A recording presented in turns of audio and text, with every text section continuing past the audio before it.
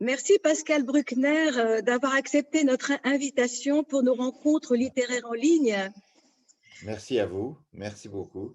Vous êtes écrivain, philosophe, auteur d'une œuvre considérable, récompensée par de nombreux prix littéraires. Vous venez nous présenter votre dernier livre paru chez Grasset. Le titre de votre livre, Un coupable presque parfait, avec en sous-titre La construction du bouc émissaire blanc, fixe le décor et ne laisse aucune place au suspense, malgré plusieurs paradoxes que vous évoquez.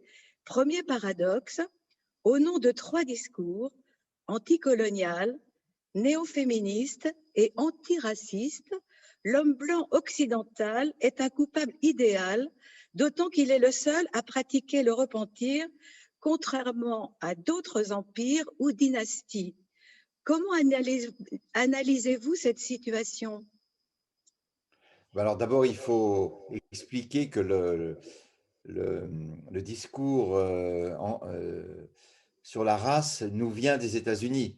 C'est-à-dire Oui, que c'est à l'origine des théories françaises qui ont été exportées outre-Atlantique dans les années 70, qui ont été reformatées selon les mythologies nord-américaines et réexportées en France. Donc c'est un boomerang idéologique dont nous sommes à l'origine très lointainement, mais qui nous revient complètement transformé par la problématique nord-américaine et notamment par la problématique féministe et celle des rapports entre noirs et blancs aux États-Unis. Et donc voilà, je ne sais pas si j'ai répondu à votre question, mais oui, oui, tout à c'est fait. c'est un Nous début. allons pouvoir aborder donc votre deuxième paradoxe. Dans le discours néo-féministe, vous mentionnez que le conflit d'identité a remplacé la lutte des classes. L'homme blanc hétérosexuel est l'ennemi présumé coupable, bien que la situation des femmes en Europe et aux USA soit bien meilleure aujourd'hui qu'il y a 50 ans. Au-delà du mouvement MeToo, ce discours n'est-il pas l'apanage d'une minorité très agissante?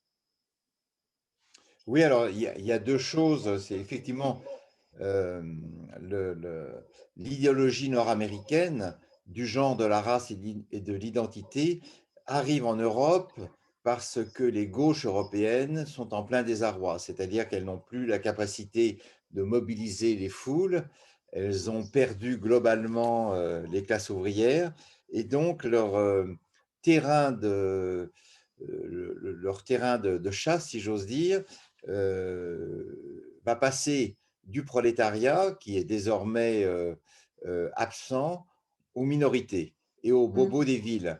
C'est un peu ce qu'avait dit la Fondation Terra Nova lorsqu'elle préconisait au Parti socialiste Oui, d'abandonner la classe ouvrière devenue réactionnaire et de s'intéresser à la moyenne bourgeoisie des villes alliée aux minorités des banlieues. Et donc, ce discours vient combler un vide qui est à la fois le vide du communisme qui a disparu et le vide de la social-démocratie qui est incapable de remplir les, euh, les conditions de mobilisation oui. des consciences. Et alors, en ce qui concerne le féminisme, effectivement, le discours féministe n'est plus un discours qui mobilise hommes et femmes contre le machisme ou contre le sexisme ou contre la phallocratie, comme on disait dans les années 70, mais qui mobilise les femmes contre les hommes à qui il est demandé, en quelque sorte, de faire retraite et s'excuser d'être ce qu'ils sont, c'est-à-dire des individus conformés différemment des femmes et donc coupables de porter en eux les indices anatomiques de l'agression, et pour parler un peu brutalement, donc le pénis comme arme de guerre. Je fais référence à une des émissions de philosophie qui sont sorties sur France Culture et que l'on retrouve très facilement. Récemment, c'est donc Philosophie du corps féminin, où notamment il y a toute une pendant quelques heures, on nous explique donc que le pénis est une arme de guerre alors que le clitoris est une arme de paix. Et donc on fonde sur Ah. cette, Et il y avait tout un tas d'émissions alors, oui, oui, sur oui, le il y a des sujet. assez intéressantes. Oui, bien Et sûr, il y a chacun doit développer. toute Hmm. une philosophie qui est basée donc sur l'anatomie pour expliquer à quel point l'homme est malgré lui, quoi qu'il en veuille, un être de la violence, alors que la femme est une terre de paix. Donc, alors, je vous laisse méditer cette profession de foi. Mais toujours est-il que, en tout cas, effectivement, ce néo-féminisme, directement inspiré de l'Amérique du Nord, c'est un néo-féminisme belliqueux, guerrier. Parce qu'au fond, ce qu'il dit, c'est qu'il ne peut pas y avoir de conciliation entre l'homme et la femme, parce que ce sont deux mondes totalement différents qui ont été associés sous l'ère du patriarcat. Mais puisque le patriarcat est en train de vivre une crise majeure, il est temps de les séparer une bonne fois pour toutes et et de ne plus avoir de contact l'un avec l'autre. Et c'est la thèse donc, que défendent notamment des féministes récentes comme Alice Coffin, Pauline Hermange, qui Oui, disent hmm. détester les hommes Qui et vont très appellent loin là, oui. leurs sœurs ou consoeurs à enfin construire un monde où le masculin serait évacué. Et Mais alors, pense, c'est vrai que pour répondre à votre question, ce discours est minoritaire, oui, oui. mais il est actif, c'est-à-dire que c'est une minorité qui C'est détient les celle qu'on le voit médias le plus, oui, oui. et qui s'appuie sur des événements réels comme les viols ou les meurtres pour étendre son emprise et pour dire à quel point finalement l'homme n'est tolérable que s'il regrette d'être un homme. Mais ce qui est en jeu aussi à travers ce débat, c'est la remise en question de l'hétérosexualité qui est très avancée aux États-Unis, au Québec, au Canada, et qui arrive en France, puisque c'était notamment un des messages de Virginie Despentes, qui a quitté l'hétérosexualité et qui explique à quel point il faut, quand on est une femme, préférer les bras d'une autre femme plutôt que ceux d'un homme. Et donc il y a tout un courant de féministes homosexuels qui donc invitent leurs sœurs à délaisser le terrain miné de l'hétérosexualité. Oui, vous l'expliquez tout à fait bien dans votre livre. Pour les activistes trans, la culture occidentale doit s'effacer et la biologie est à l'heure, écrivez-vous. Aux USA, c'est toute la vie intellectuelle qui est menacée pour non-conformité et le politiquement correct est la règle, de peur d'être taxé de racisme. Est-ce à ce point grave et pensez-vous que ce mouvement va gagner l'Europe? Alors, c'est vrai que c'est plus grave aux États-Unis qu'en Europe parce que c'est un Oui, ça mouvement va loin, oui. qui vient des campus. Et les campus ont toujours été une sorte de laboratoire des idées à venir. Mais ces idées-là, sur les campus, sont en ébullition depuis au moins une trentaine d'années. Oui, Mais ils arrivent petit à petit dans l'establishment politico-médiatique et ils font la loi, notamment dans un certain nombre de journaux comme le New York Times, le Los Angeles Times, le Washington Post, qui sont complètement sous l'emprise de cette nouvelle idéologie qui mm. s'appelle le wokism. Donc, c'est un mot anglais Ah, qui veut dire les éveillés. Enfin, c'est un ah, néologisme qui veut dire les oui, éveillés. La religion des éveillés, c'est une sorte de religion dégradée assez proche du protestantisme, assez proche des revivals protestants du 19e et du 20e siècle, mais qui est une religion, je dirais, séculière, laïque, et qui consiste donc, au nom de la justice sociale et surtout de la justice raciale, à imposer un certain nombre de mots d'ordre. Bon, la séparation des hommes et des femmes, ou en tout cas la reconnaissance de la lutte des femmes et du danger représenté par l'être masculin, et puis la malédiction portée sur l'homme blanc, coupable de tous les péchés du monde, et qui est raciste par nature, même lorsqu'il se veut antiraciste, parce que sa couleur de c'est peau justement, est, oui, est l'émanation même d'un racisme irrépressible. Et donc la seule chose qui lui est permise, c'est de reconnaître non pas qu'il est antiraciste, mais au contraire qu'il est raciste quoi qu'il fasse. Et oui, donc, c'est plus fort que lui.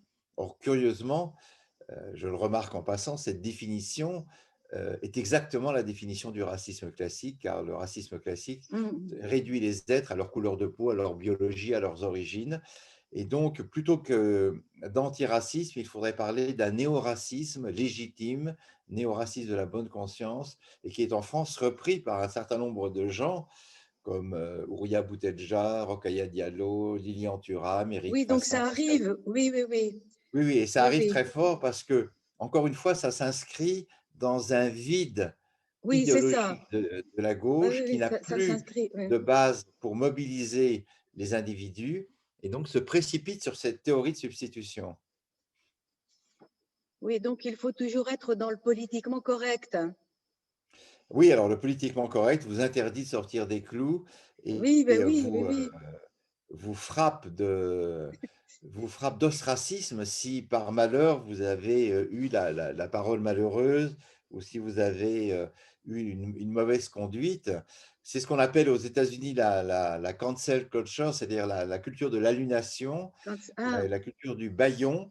ah, Et alors aux États-Unis, ça prend des proportions importantes puisque les gens sont interdits de prendre la parole dans les universités, mais ils sont aussi virés purement et simplement de leur poste. Et il y a eu d'innombrables cas. Mais en France, jusqu'à ce que la ministre de la Recherche et des Universités, Frédérique Vidal, avertisse des dangers de l'islamo-gauchisme, c'était le cas aussi, puisqu'on se souvient qu'un certain nombre de gens ont été interdits de parler à l'université. oui, oui, Mohamed oui. Sifawi, Et qui devait pas des moindres, Elisabeth Badinter. Elisabeth Benater, Alain Oui, Finkielkraut, entre autres, Sylviana oui. Zielinski et même François Sylvia, Hollande va oui. déchirer le livre parce qu'il est, aux yeux de ces fanatiques, il n'est pas assez de gauche. Et donc, on voit bien que Madame Vidal a eu raison de mettre le holà à ces pratiques, car désormais, c'est un coup de pied dans la fourmilière et les frelons bruissent en disant que ça n'existe pas.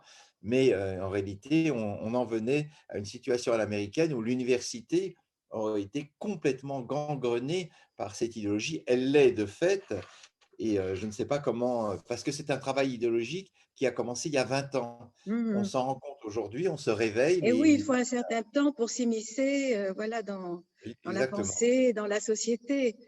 Et donc, à Sciences Po, où j'ai été professeur pendant 20 ans, les thèses aujourd'hui portent exclusivement sur le privilège blanc, la fragilité blanche, le racisme blanc, le féminisme blanc, les racisés, les minorités opprimées. Donc, nous lisons la situation française avec les yeux de l'idéologie américaine. Oui, Et oui. évidemment, c'est un décalage qui est tout à fait néfaste à notre compréhension du monde.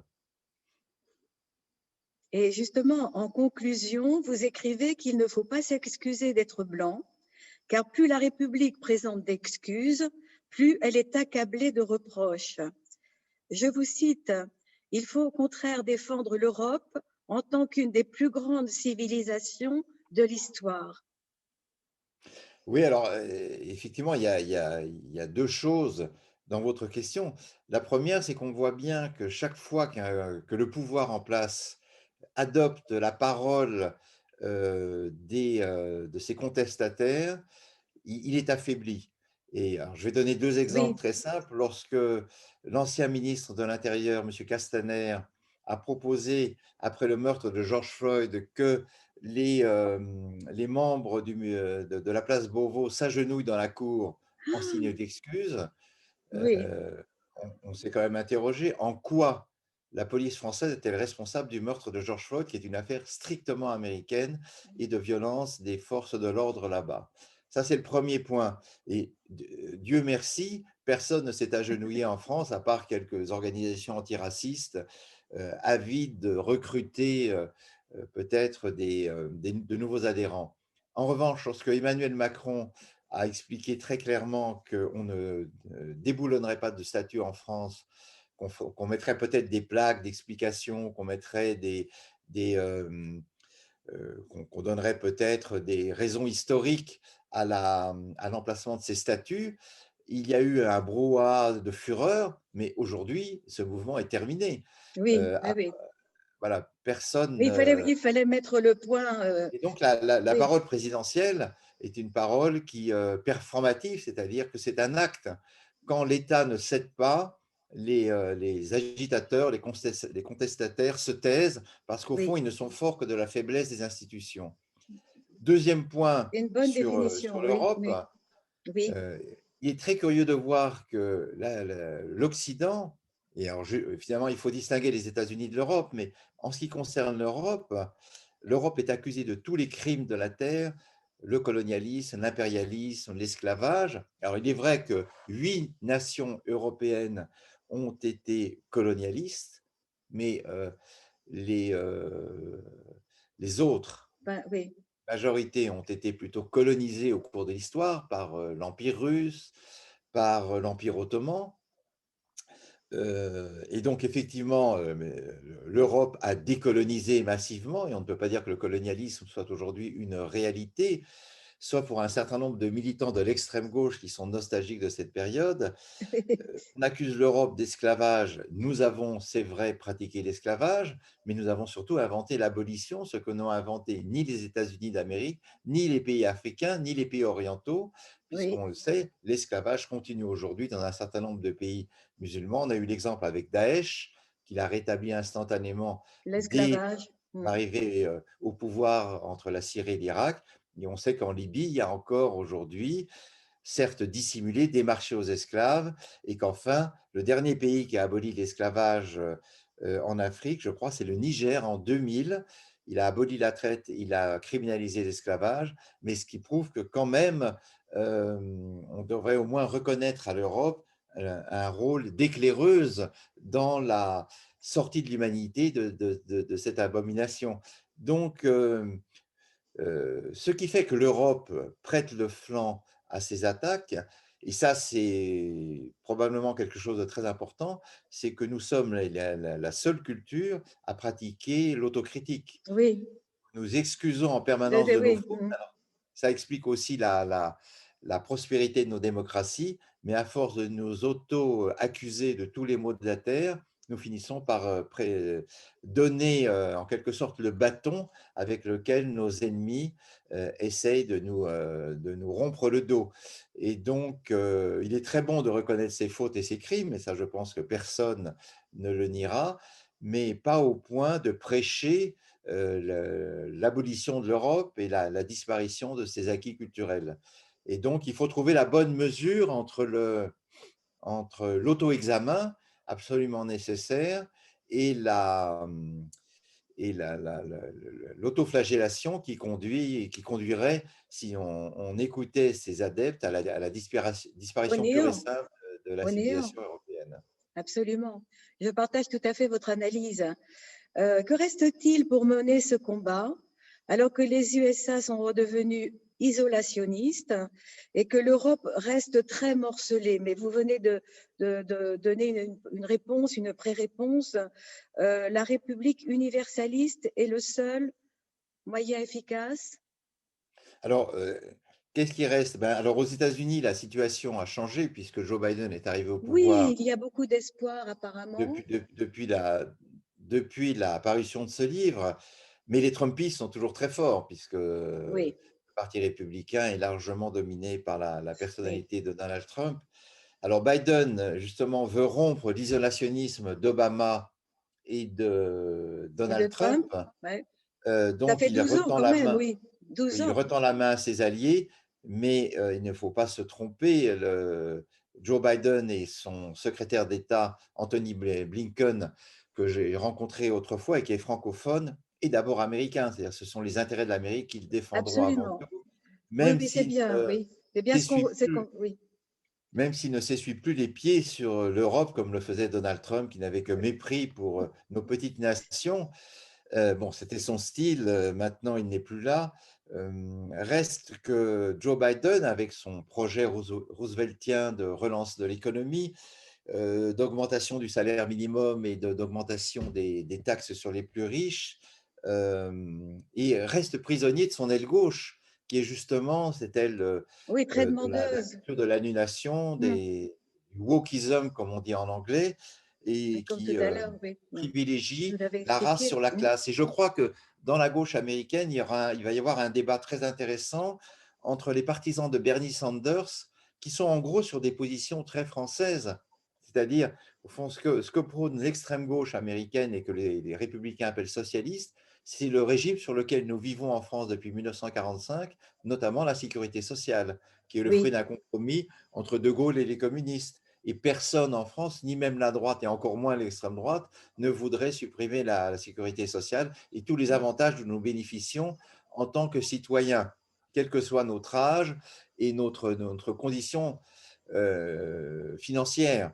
Donc, ce qui pour nous va de soi, et pour absolument. les Américains est une révolution. Et donc, je crois que le débat aura lieu aux États-Unis entre les tenants d'une gauche sociale, représenté par Bernie Sanders et tout le courant qui l'anime, et d'une gauche raciale qui est plutôt incarnée par celle qu'on appelle AOC, c'est pas appellation d'origine contrôlée, Oui, c'est ce que vous Alexandra dites. Ocasio-Cortez, qui est voilà, qui est une militante d'origine latino, portoricaine, je crois, et très à gauche, mais aux États-Unis, être à gauche, c'est voir le monde à travers le prisme de la race, et pour nous, être à gauche, me semble-t-il, c'est au contraire ignorer la race et essayer d'améliorer le sort des plus démunis.